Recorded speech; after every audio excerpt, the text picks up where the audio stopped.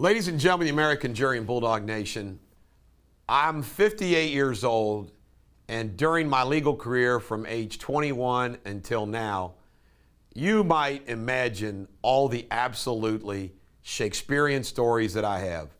Comedy, drama, and tragedy. It's why I'm putting together this book with all these stories. And I had dinner the other night with Mark Arnson and Bob Pilley down at Walt's Hitching Post, and Mark is one of my very few good lawyer friends. And Mark's, for all intents and purposes, retired. And he's the polar opposite of me. But he kind of lives vicariously through me. And he started regaling Bob Pilley with some of my exploits over the years, stories. And we were laughing so hard.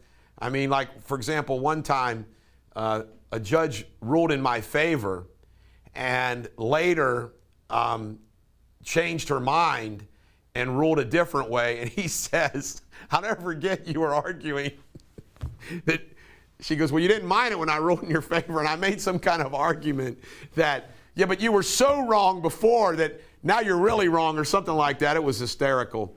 But I got to tell you a story. This happened yesterday.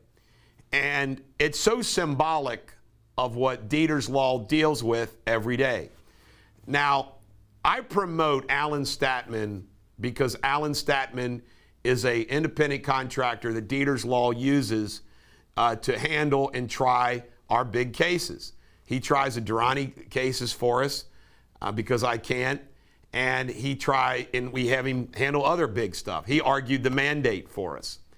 And Alan Statman has been around for a long time. He's got 5 or 6 years on me. He's a real big bear of a guy, and he's tough.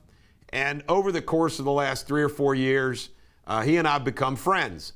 Just like Mark Arnson, he's one of my few lawyer friends. And yesterday, he handled a mediation for us.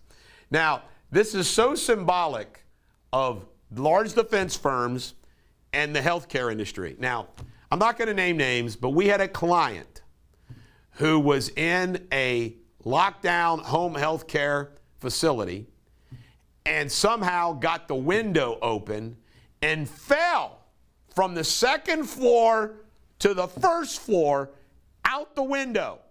An elderly man. Broke a bunch of ribs. I mean, wasn't killed. Believe it or not, the guy was not killed. So from day one of this case, we assumed that they would just settle. They would just settle. No. I mean, we've had to fight them. No offer. No offer. Had to hire expert, had to go through all of this stuff. By the way, these lawyers never get in trouble for defending a case that they shouldn't defend. So it's finally set for a mediation. And I said, Alan, can you handle the mediation for the office for us? He said, sure. So we handled the mediation. He calls me yesterday at the beginning of the mediation. He says, Eric, you're not going to believe this. You're not going to believe this guy. He goes, they're trying to blame our client for taking a nickel and using the nickel as a screwdriver to open the window, to get out the window.